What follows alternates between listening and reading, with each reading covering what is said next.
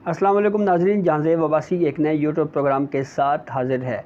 Supreme court of Pakistan में chief justice of Pakistan के इख्तियारात को रेगुलेट करने के हवाले से जो प्रैक्टिस एंड प्रोसीजर कानून है उसके ख़िलाफ़ दायर दरख्वास्तों के ऊपर केस ज़ेर समात है।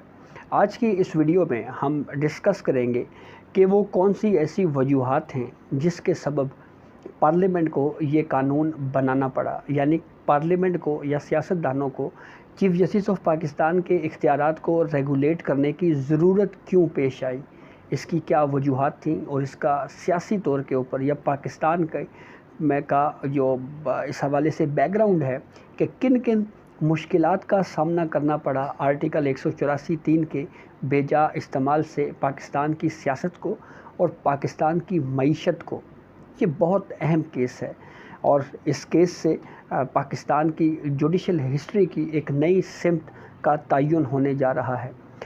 दो अदवार जो हमने देखे पॉलिटिकल क्राइसिस के, अगर हम कहें जुडिशरी की वजह से या जुडिशल एक्टिविज़म के, एक दौर था साबिक चीफ जस्टिस इफ्तिखार मोहम्मद चौधरी का और एक दौर था साबिक चीफ जस्टिस मियां साकिब निसार का।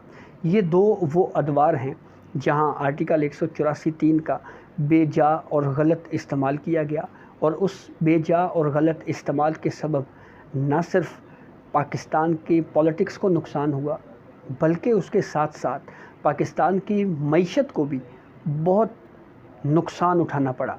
तो चलते हैं, दो अदवार का जायज़ा लेंगे और फिर माजी के भी कुछ वाक़यात आपके सामने रखेंगे। लेकिन उससे पहले एक चीज़ बिल्कुल वाज़ेह है कि प्रैक्टिस एंड प्रोसीजर कानून को चैलेंज करने वाले तमाम दरख्वास्त गुज़ारान, यानी वो तमाम दरख्वास्त गुज़ारान जिन्होंने चीफ जस्टिस ऑफ पाकिस्तान के इख्तियारात को रेगुलेट करने की कानून साजी को सुप्रीम कोर्ट में चैलेंज कर रखा है, वो तमाम दरख्वास्त गुज़ारान सुप्रीम कोर्ट में इस बात पर मुत्तफ़िक़ नज़र आए कि सुप्रीम कोर्ट ने और बिलखसूस चीफ जस्टिस ऑफ पाकिस्तान ने मुख्तलिफ़ अदवार में माजी में आर्टिकल 184(3) का बेजा और गलत इस्तेमाल किया, जिसके सबब पाकिस्तान को बतौर कौम नुकसान उठाना पड़ा। साबिक चीफ जस्टिस इफ्तिखार मोहम्मद चौधरी की बात करते हैं। उनके दौर में चीफ जस्टिस इफ्तिखार मोहम्मद चौधरी जब थे तो उन्होंने रिकॉर्डिंग मामले के ऊपर असखुद नोटिस ले लिया और इस रिकॉर्डिंग मंसूबे के ऊपर असखुद नोटिस लेने से जो पाकिस्तान को डज़ पड़ी, जो पाकिस्तान को नुकसान हुआ, वो 6.5 अरब डॉलर्स का था। 6.5 बिलियन अरब डॉलर्स का नुकसान पाकिस्तान को हुआ और इस नुकसान से बचने के लिए फिर पाकिस्तान ने इंटरनेशनली अपने सफारती ताल्लुकात इस्तेमाल किए, कभी एक मुल्क की मिन्नतें की, कभी दूसरे मुल्क की मिन्नतें की और फिर यूँ जाकर कोशिश करके ये कोशिश की गई कि किसी तरीके से हमें इंटरनेशनल कोर्ट से जुर्माना ना हो पाए और इसमें बड़ी तगदो की गई और फिर उसके बाद एक नया दरवाज़ा खोला गया एडवाइज़री जुरिसडिक्शन का और उस एडवाइज़री जुरिसडिक्शन के तहत फिर एक एडवाइस भेजी गई प्रेसिडेंट की जानिब से आर्टिकल 186 के तहत और फिर उसके बाद दोबारा अब रिकॉर्डिंग का मुआहदा हुआ है और इसमें सुप्रीम कोर्ट से ये भी कहा गया था कि मुस्तकबिल में कोई भी इस तरह की बैनुल अक़वामी सरमायाकारी है उसको भी तहफ़्फ़ुज़ मिलना चाहिए। इस हवाले से कानून साजी भी हुई। दूसरा केस रेंटल पावर केस है। रेंटल पावर के मामले पे उस वक्त के चीफ जस्टिस इफ्तिखार मोहम्मद चौधरी ने असखुद नोटिस लिया। इसमें कोई दो राय नहीं है कि इस प्रोजेक्ट के ऊपर भी बहुत ज़्यादा सवालात उठाए जाते रहे, लेकिन इससे भी पाकिस्तान को 1.2 अरब डॉलर का तकरीबन नुकसान हुआ। फिर उसके बाद आते हैं साकिब निसार का दौर, साबिक चीफ जस्टिस मियां साकिब निसार। उनके दौर में भी जुडिशल एक्टिविज़म का भरपूर और बेदरेग इस्तेमाल किया गया।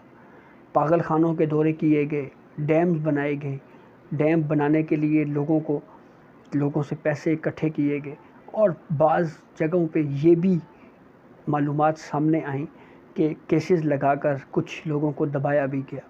तो साकिब निसार का जो दौर था उसमें आर्टिकल 184(3) का जो बेजा इस्तेमाल है उसमें सबसे पहला नुकसान पाकिस्तान को हुआ कि एक बहुत अच्छा प्रोजेक्ट चल रहा था मुल्क में किडनी एंड लिवर ट्रांसप्लांट का।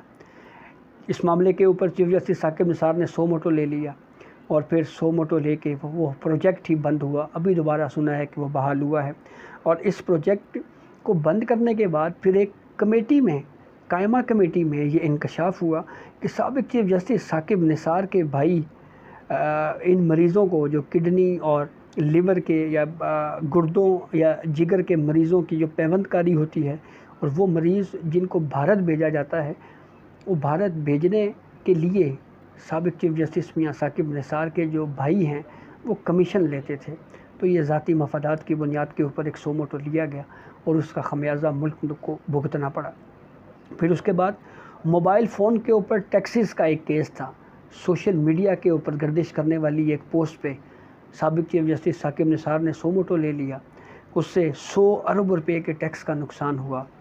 और फिर बाद में पता चला कि वो फेसबुक पोस्ट जिसमें ये कहा गया था जी कि मोबाइल फ़ोन कंपनीज़ बहुत ज़्यादा टैक्स वसूल कर रही हैं 100 रुपये के कार्ड रिचार्ज के ऊपर, वो पोस्ट किसने की ये भी नहीं पता था।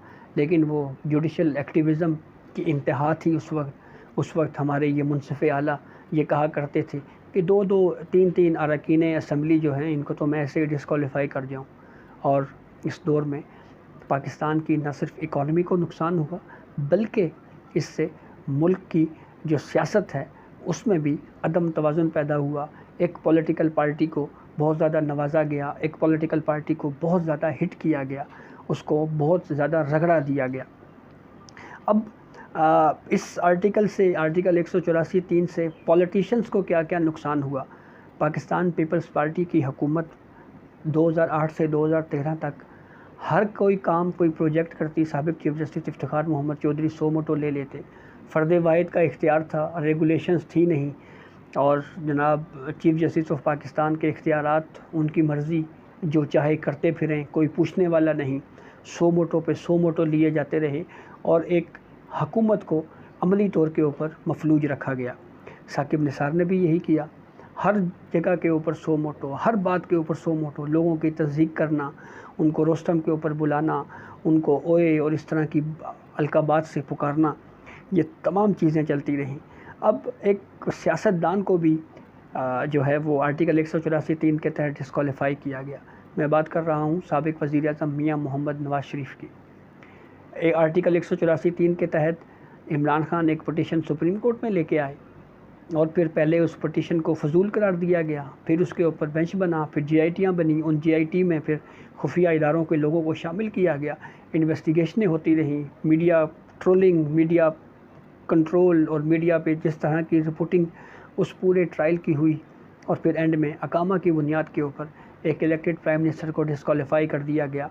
किस इख्तियार के तहत? आर्टिकल 184(3) के तहत, जिस पे उनके पास कोई अपील का राइट नहीं था।